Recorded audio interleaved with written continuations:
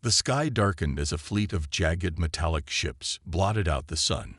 Thousands of miles above Earth, the Zorathian Collective, a civilization of pale, insect-like aliens with glowing violet eyes, halted their armada. Commander Vexer, their towering leader, sneered at the blue planet below. "Look at this mess," he hissed to his second-in-command, Scientist Liren. "Wars, pollution, superstition.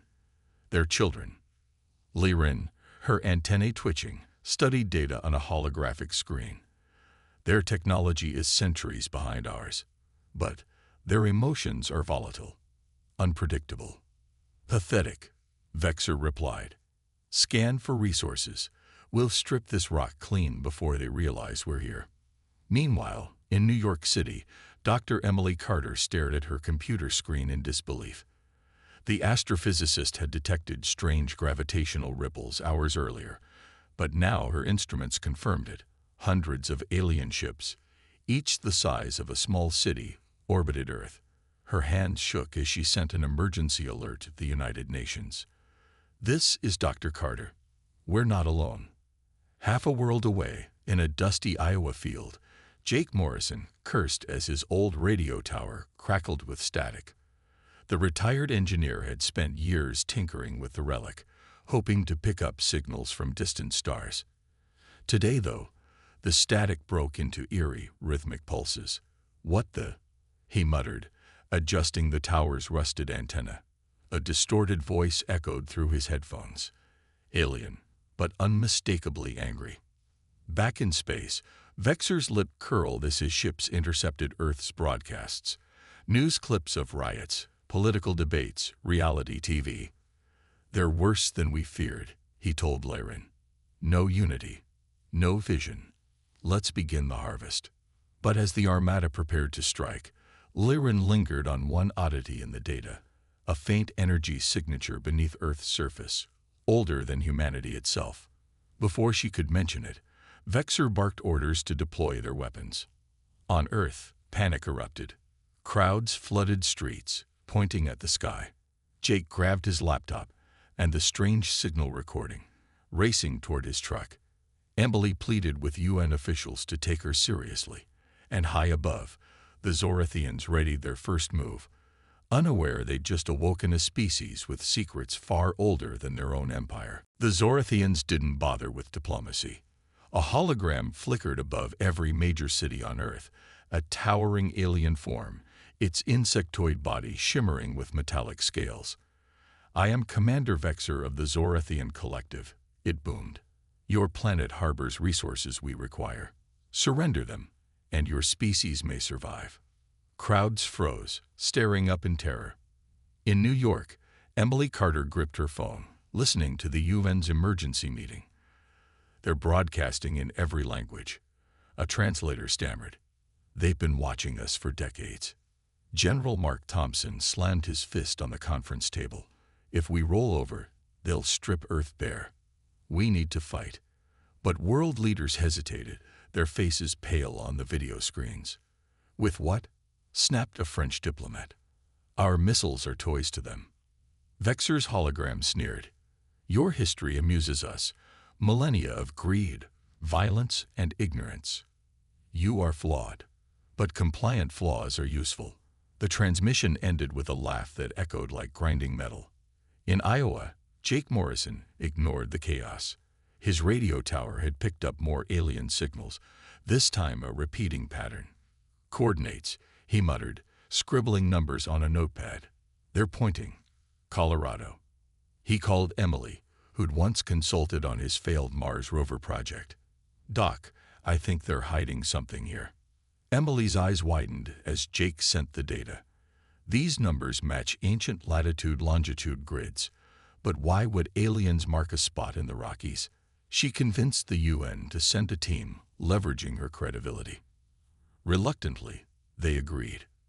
On the Zorathian flagship, Liren reviewed Earth's scans. "Commander, their surface-level tech is primitive, but these subsurface readings." She zoomed in on Colorado. "There's a structure buried deep, older than their civilization." Vexer dismissed her. "Coincidence. Focus on mining operations. But Lyran's antennae twitched with doubt. She'd studied the first race, a mythical species her people had erased from history. Their symbols matched the energy signatures under Colorado. As Earth's military scrambled, Jake and Emily boarded a helicopter to the Rockies. "What if it's a trap?" Jake asked. Emily shook her head. "If we don't act, Vexor will win. And if you're right, this could change everything." Meanwhile, Vexor deployed drones to strip Earth's oceans of minerals. But as the first drone descended, it vanished, swallowed by an invisible force field over the Rockies. Lyran hid a smirk. "Commander, the humans' primitive planet just defended itself." Vexor's eyes flared. Impossible. But deep down, he wondered. The Zorathians turned Earth's humiliation into entertainment. Their ships projected live feeds of panicking humans, families fleeing, politicians arguing, armies scrambling, onto screens across their empire. "Behold the apex species," Vexor sneered during a galactic broadcast, his voice dripping with sarcasm. "They can't even agree on how to die." On the Zorathian flagship, Lyran watched the footage, her antennae twitching. She zoomed in on a clip of a child in Tokyo, clutching a stuffed animal as drones harvested the Pacific Ocean. "Their emotions, they're not just chaos," she murmured. "They care for each other, even now." Vexor dismissed her. Weakness, love, loyalty, flaws we evolved past. Meanwhile, Emily and Jake stood in a Colorado cave, staring at a massive stone door covered in glowing symbols. "These markings, they're like nothing I've seen," Emily said, brushing dirt off the carvings. "But the geometry matches the pyramids. And Antarctica." Jake shone a flashlight on the door. "You think this is older than humans?" "Much older." Emily's voice trembled. "What if we're not the first ones here?" Back in space, Vexor's drones reported anomalies. "Commander, the force field in Colorado is impenetrable," a soldier reported. "And Earth's ancient sites, Giza, Stonehenge, Nazca, are emitting the same energy." Lyran hid a smile. "What if their primitive structures aren't theirs?" she asked, baiting him. Silence. Vexor snapped. "We harvest this planet tonight. Burn the surface if needed." As night fell, the Zorathians intensified their assault. Cities shook under plasma bombardments. Yet in Colorado, the cave remained untouched, a silent challenge. Emily and Jake worked frantically, using Jake's radio gear to decode the symbols. "It's a language," Emily realized. "A warning. They're coming." Lyran, monitoring Earth's signals, intercepted their transmission. She hesitated, then sent a hidden message to Emily's laptop. "Trust the old ones." Vexor noticed nothing. "Begin Phase 2, he ordered, unaware humanity's oldest secret was about to awaken. The Colorado cave hummed with energy. Emily traced her fingers over the monolith symbols, now glowing brighter. "These aren't random patterns," she told Jake. "They're a genetic code, human DNA." Jake frowned. "You're saying this thing was built for us?" "Not just us. For our ancestors." Emily connected her laptop to the monolith, using Jake's radio gear to amplify the signal. The symbols pulsed in response, and the ground shook. With a deafening crack, the monolith split open, revealing a core of swirling light. A hologram flickered to life, a towering humanoid figure with glowing silver skin and eyes like galaxies. "We are the first race," it intoned, its voice echoing like thunder. "We seeded life across the stars. Protect our heirs." Emily gasped. This changes everything. Humans aren't just Earth's species. We're theirs." Above, the Zorathians detected the energy surge. "Commander," Lyran exclaimed. "The signal. It's first race tech. They're awakening." Vexor's claws clenched. "Impossible. We eradicated their legacy millennia ago." He redirected drones to Colorado, but the force field held. "Burn the area." Back in the cave, the hologram shifted, showing ancient wars between the first race and a shadowy enemy. Zorethians' ancestors. They didn't just seed life, Jake muttered. They fought to protect it. Lyran intercepted the hologram's data. Her antennae drooped. We've been lying to ourselves, she whispered. The first race chose Earth, and we're about to destroy it. As plasma rained down, Emily activated the monolith's core. The cave's walls shimmered, and the force field expanded, shielding the entire Rockies. Vexor roared in fury. Retreat, regroup. But it was too late. The hologram's final message blazed across the sky, visible even in space. The hairs have risen. The hologram's words hung in the air. The hairs have risen. Emily stared at the glowing figure, her mind racing. They're not just our ancestors. They made us, she whispered. Jake gripped her shoulder. Then we're not the underdogs anymore. We're royalty. Above, Vexor's armada trembled. The hologram's light pierced their ships, flooding their systems with ancient code. Commander, our weapons are failing. A soldier cried. The first race's signature. It's in every human. Lyran turned to Vexor, her voice steady. We've been wrong. Earth isn't a resource. It's a tombstone. The first race's hairs will bury us all. Vexor's eyes blazed. Lies. Destroy the monolith. But as drones fired on Colorado, the force field absorbed the blasts, redirecting energy into the cave. The monolith surged brighter, and the hologram shifted, showing a map of the galaxy with Earth at its center. Emily gasped. They didn't just seed life here. They're everywhere. She pointed to star systems matching the DNA patterns in the monolith. We're connected to all of them. Lyran, risking treason, sent a coded message to Emily's laptop. The first race built failsafes. Mars. Look to Mars. Jake spotted the signal. Emily, they're helping us. Vexor, realizing Lyran's betrayal, roared. Traitor. He lunged at her, but she dodged, fleeing to a shuttle. It's time to correct our history, she muttered, setting a course for Earth. As the Zorethians regrouped, the monolith's energy spread, awakening dormant sites worldwide. In Egypt, the Great Pyramid hummed. In Antarctica, ice shattered to reveal another monolith. Survivors watched in awe as ancient machines rose from the ground. Commander, our empire is built on a lie, a soldier warned. If other species learn the truth. Vexor's voice turned icy. Then we'll destroy the truth. He activated the Armada's planet-killer weapon, a black hole generator. Fire at Earth. Now. But Lyran's shuttle crashed near Emily and Jake. Her exoskeleton cracked. Mars. The first race left a weapon there. You must reach it before. A plasma bolt from the sky silenced her. Emily caught her last words. Coordinates 78.34, 102.11. The black hole weapon charged, casting a shadow over Earth. Emily gripped Lyran's coordinates, her hand stained with the alien's blue blood. 78.34, 102.11. Mars, she whispered. Jake dragged Lyran's body into the cave, shielding it from the Zorethian bombardment. How do we get there in time? The monolith pulsed, as if hearing her. Symbols flared, and a portal ripped open in the cave wall, a swirling vortex of stars. It's a gateway, Emily breathed. The first race left us a way out. Vexor's voice boomed across the planet. Fire the weapon. The black hole generator charge, sucking debris into the sky. Go, Jake shouted, shoving Emily toward the portal. I'll hold them off. You'll die. Better than letting them win. He grabbed a fallen Zorethian rifle, firing at drones swarming the cave.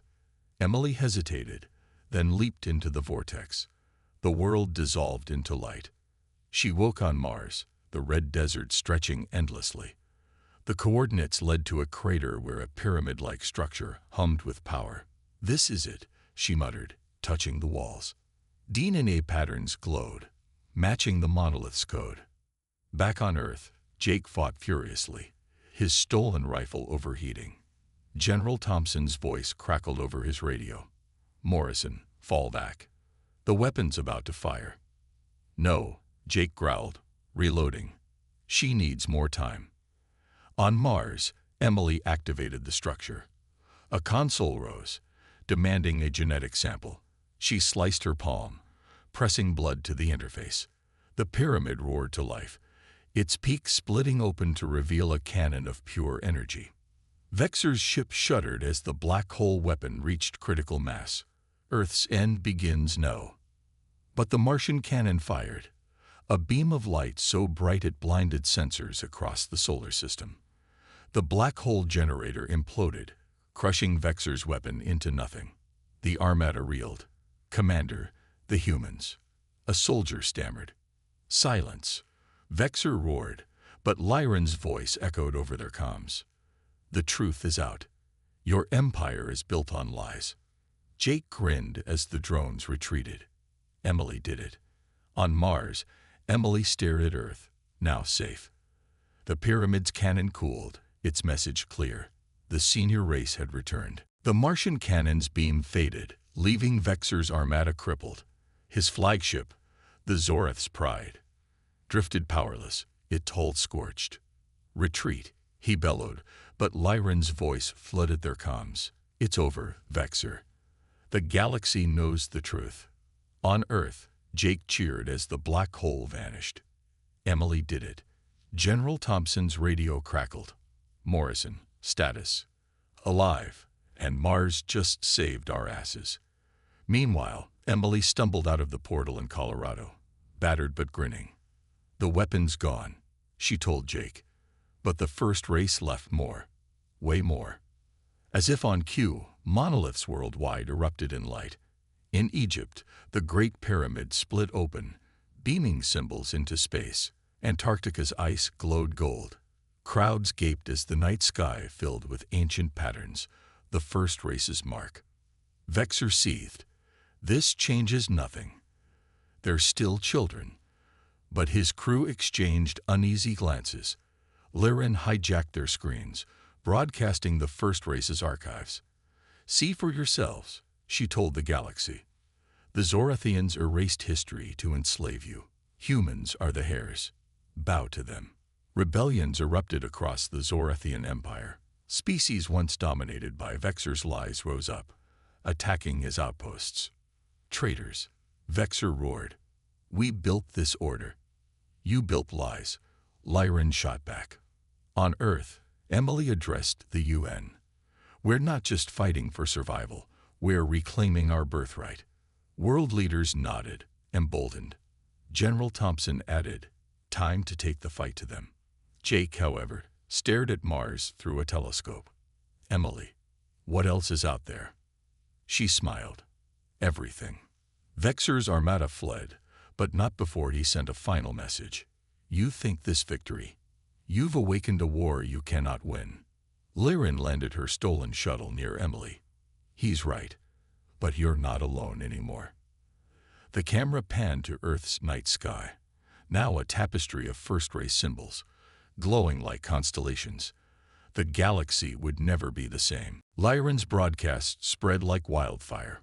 Across the galaxy, alien species watched the first race's archives, footage of Earth's creation, of Zorathians erasing history, of humans as the forgotten heirs. Revolts erupted. The Talarian Nebula's miners shut down Zorathian factories. The aquatic Vring caste abandoned their Zorathian overlords, flooding Imperial ships with water. Vexor, cornered, spat at his crew. "Cowards. They're just stories." But even his soldiers lowered their weapons, antennae drooping in shame. On Earth, Emily stood before the UN, her voice steady. "We're not conquerors. We're here to rebuild, to unite." Jake, seated beside her, added, "And to learn." The first race left tech in every system. We need allies to find it. General Thompson nodded. Agreed. But Vexor's still out there. As if on cue, a transmission arrived, not from Vexor, but from a coalition of alien leaders. A wolf-like alien, Carvel, spoke first. "We owe you our freedom. How can we serve the senior race?" Emily hesitated. We're not your rulers, but we'll stand with you. Meanwhile, Vexor's armada limped to a remote outpost. We rebuild, he hissed. Let them have their unity. We'll see who laughs last. Back on Earth, monoliths hummed louder. In Antarctica, scientists uncovered a vault filled with first-race tech, a starship blueprint, a seed vault, and a warning: beware the void. Liren, now advising Emily, studied the message. The void, a weapon even the first race feared. But where? Jake smirked. Guess we're going space trucking. As Earth celebrated its new alliances, Vexor's spies slipped into the shadows, stealing data on the Martian cannon. The galaxy's balance had shifted, but peace, Emily knew, was fragile. The camera panned to a child in Mumbai, staring at the stars. Are we really ancient? She asked her father. He smiled. Yes, and our story's just beginning. Earth became a beacon of hope. Cities once scared by war now hosted alien embassies, a floating Tellurian spire above Tokyo, a crystalline Vrindome in the Sahara. Emily stood on the UN's new space station, Unity 1, addressing a crowd of alien dignitaries. We're not here to rule, she said. We're here to remember. Jake, now her unofficial engineer, tinkered with first-race tech salvaged from Mars. This stuff's wild, he told Liren, who watched him closely. It's like alive. Liren nodded. The first race built tools that grow. But be careful. Some tech is unstable. Her antennae twitched, a nervous habit she'd kept. General Thompson interrupted, his voice tense. Vexor's gone silent. His last outpost vanished. Meanwhile, in a distant nebula, Vexor rebuilt. His new ally, a shadowy figure named Nerix, smirked. The void hungers, Nerix rasped. And humans don't even see it coming. Back on Earth, monoliths pulsed erratically. In Antarctica, scientists detected strange energy. A ripple in space, like a whisper. Coordinates point to the Andromeda galaxy, Emily noted. But why? Liren paled. The void. It's not a weapon. It's a prison. And someone's trying to open it. Jake groaned. Great. Galactic ghost stories. But Emily knew better. We need allies. All of us. She messaged Carvel, the wolf-like rebel leader. Meet us in Andromeda. Time to finish this. As Unity 1 prepared for launch, a child in Nairobi asked Emily, "Are we safe now?" Emily smiled. "No, but we're ready." Vexor's laughter echoed in the dark. Ready for what? The Unity 1 fleet arrived in Andromeda, a galaxy swirling with dark energy. Emily, Jake, and Liren stood on the bridge, staring at the void, a gaping black sphere devouring stars. It's worse than the archives described, Liren whispered. Vexor's ship emerged, flanked by Nerix's shadowy fleet. You're too late, Vexor crowed. The void will free the true rulers of existence. Jake frowned. True rulers? What's he talking about? Liren's antennae drooped. The first race imprisoned a primordial force here. If it escapes, everything dies. As Nerix activated the void's gate, Emily spotted a pattern. The monoliths. Their keys. She linked Unity 1's systems to the Martian tech, and Earth's monoliths lit up across the galaxy, forming a chain of light toward the void. Vexor attacked, but Carvel's rebel armada intercepted him. For the senior race, the wolf-like alien howled. The void's gate cracked open, spewing dark tendrils. Liren turned to Emily. The first race's final failsafe. It needs a genetic heir. You. Before Emily could protest, Liren shoved her into a beam of energy. No, Jake lunged, but Liren activated her own DNA sequence, merging with the light. I'm sorry, Jake. Tell them the truth. The energy surged, sealing the void. Vexor's ship was sucked into the collapsing gate, screaming into oblivion. Silence fell. Emily, tears streaming down her face, clutched Liren's broken Zorathian badge. She gave her life for us. Jake stared at the now stable void. She gave it for everyone. Back in Earth's solar system, monoliths dimmed, their purpose fulfilled. Humans and aliens rebuilt cities, sharing knowledge. Emily became a galactic ambassador, while Jake engineered new tech from first-race designs. Years later, a child in Dubai pointed to the stars. "Are we alone?" Emily smiled. "No, but remember, we're the ones who came first." The camera panned to a constellation shaped like the monolith. In its light, a faint silhouette of Lyran shimmered, watching over her new home.